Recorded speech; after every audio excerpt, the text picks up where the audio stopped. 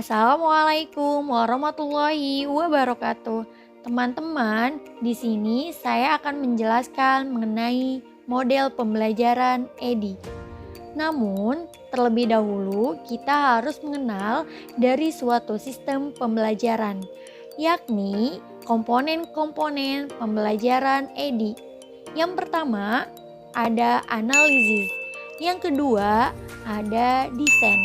Yang ketiga, ada develop. Yang keempat, ada implement. Dan yang terakhir, ada evaluate. Langsung saja kita bahas satu persatu yuk. Poin A, analisis. Di tahap analisis ini kita akan melakukan 3 hal, yakni yang pertama, analisis kebutuhan. Kita lakukan untuk mengidentifikasi potensi masalah yang bisa dipecahkan dengan e-learning dan potensi yang akan terjadi saat e-learning diterapkan. Yang kedua, analisis target. Beberapa hal yang perlu kita analisis untuk analisis target ini adalah area geografik, jenis lembaga, pengetahuan awal penggunaan dan keahlian MK atau MP, keterampilan komputer siswa atau keterampilan teknis, jumlah waktu yang tersedia untuk e-learning dan konteks belajar, lokasi akses siswa, spesifikasi perangkat komputer dan software. Yang ketiga, analisis topik dan tugas. Analisis tugas dan topik ini akan kita lakukan berdasarkan hasil analisis kebutuhan yang sudah kita lakukan. Jadi, berdasarkan identifikasi tugas, tentu kita akan mempunyai list materi apa saja yang akan mereka pelajari. Selanjutnya, kita akan melakukan analisis topik. Analisis ini dilakukan untuk membantu mereka untuk menuntaskan tugas yang kita list. Tahapan berikutnya dalam pengembangan e-learning adalah desain. Tahap desain ini baru dapat kita lakukan setelah kita melakukan analisis.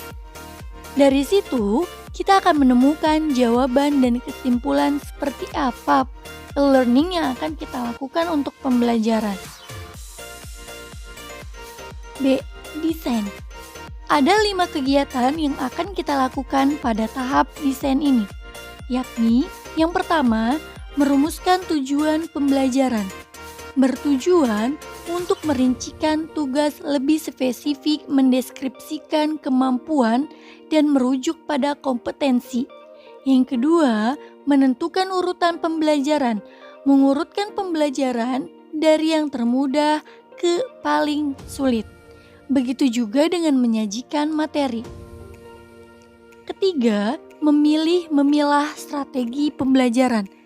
Strategi pembelajaran adalah langkah untuk menentukan cara yang tepat untuk menyampaikan materi dan rancangan aktivitas agar tujuan pembelajaran bisa tercapai.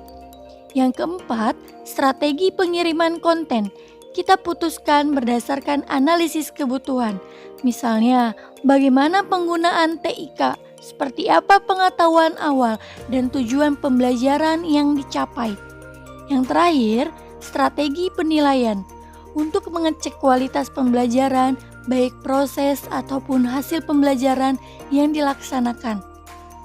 Langkah selanjutnya adalah langkah yang kita lakukan dalam pengembangan e-learning, menerjemahkan hal-hal yang sudah kita desain pada tahap sebelumnya, yakni develop.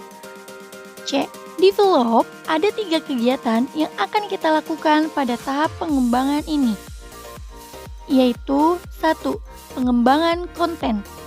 Dapat kita kembangkan berdasarkan hasil analisis tujuan pembelajaran dan kebutuhan yang sudah kita lakukan pada tahap analisis. Yang kedua, pengembangan storyboard adalah representasi dari visual yang akan peserta didik lihat pada saat e-learning berlangsung. Semua media yang sudah dirancang pada tahap desain itu akan dibuat storyboardnya.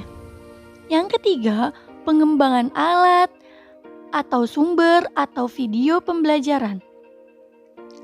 Ini terkait dengan apa yang sudah kita lakukan di tahap analisis, bahwa di tahap tersebut kita mengetahui kemampuan dari penggunaan e-learning, apakah mereka pada kelompok low tech atau high tech. Tahap keempat adalah tahap yang paling nyata dalam model EDI, karena ini adalah tahap yang menunjukkan apa yang sudah kita desain dan kita kembangkan. Di tahap ini, semua kita terapkan. Kita tidak hanya mengirim materi, tapi mengikuti di rancangan pembelajaran. D. Implementasi. Tahap implementasi akan sukses. Kita harus melakukan kesiapan dari kedua belah pihak, dari pendidikan dan peserta didik. Berikut kita lihat contoh penerapan e-learning dalam lingkungan branded di perguruan tinggi.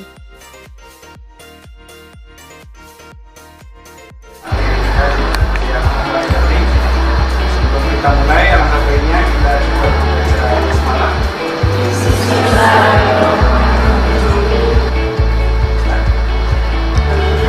Devi, Gusti,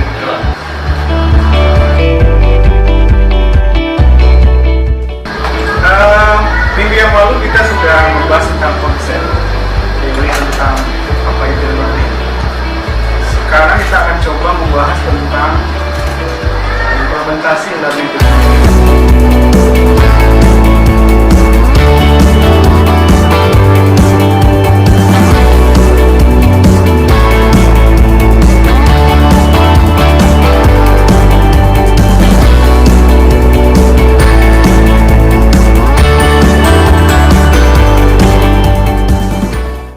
Utamanya ada 5 orang.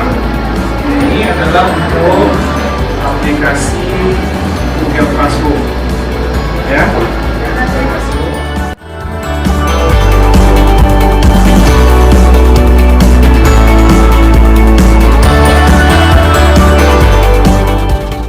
Saudara nanti bisa membuka portal learning kita. Bahan-bahan tutorialnya nanti bisa saudara akses melalui portal learning.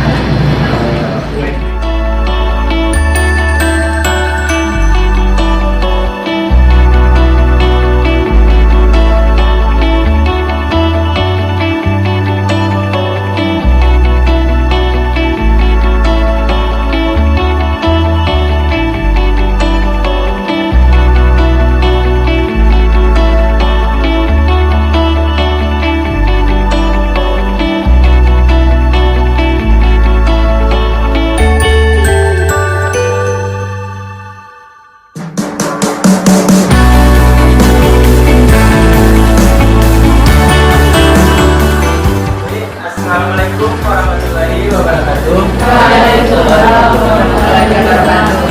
Kami dari kelompok 1 yang memilih aplikasi Google Classroom.